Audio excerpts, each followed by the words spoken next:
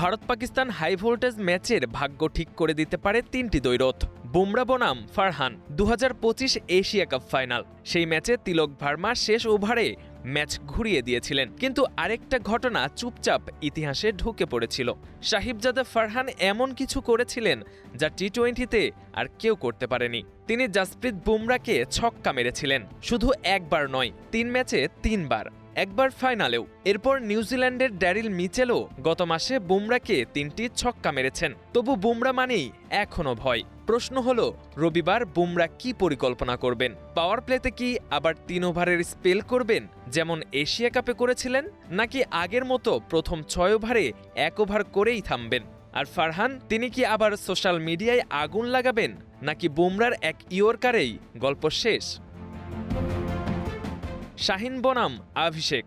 শাহিন শাহ আফ্রিদি টি-20তে প্রথম ওভারে সবচেয়ে বেশি উইকেট নেওয়া বোলারদের একজন, 25টি উইকেট। তার মানে তিনি নতুন বল হাতে স্বপ্ন ভাঙতে জানেন। অভিষেক শর্মা আবার অন্যরকম। টি-20 অভিষেকের পর থেকে প্রথম ওভারে সবচেয়ে বেশি ছক্কা মেরেছেন তিনি, 10টি। এশিয়া কাপে এই লড়াই একতরফা ছিল।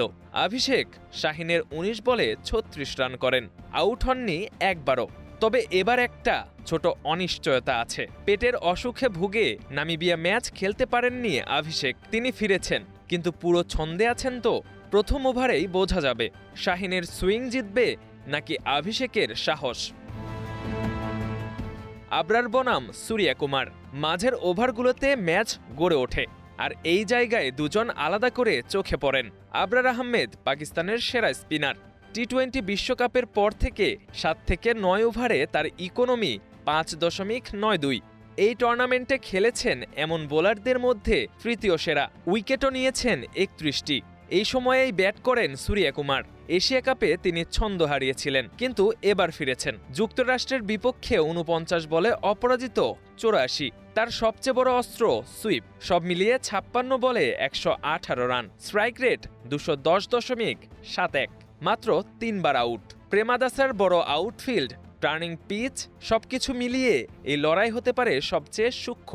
আবরার কি জিততে পারবেন, নাকি সূর্য আবার নিজের অর্ধচন্দ্রাকার সুইপে মাঠ আলোকিত করবেন? K M Soni, Star news.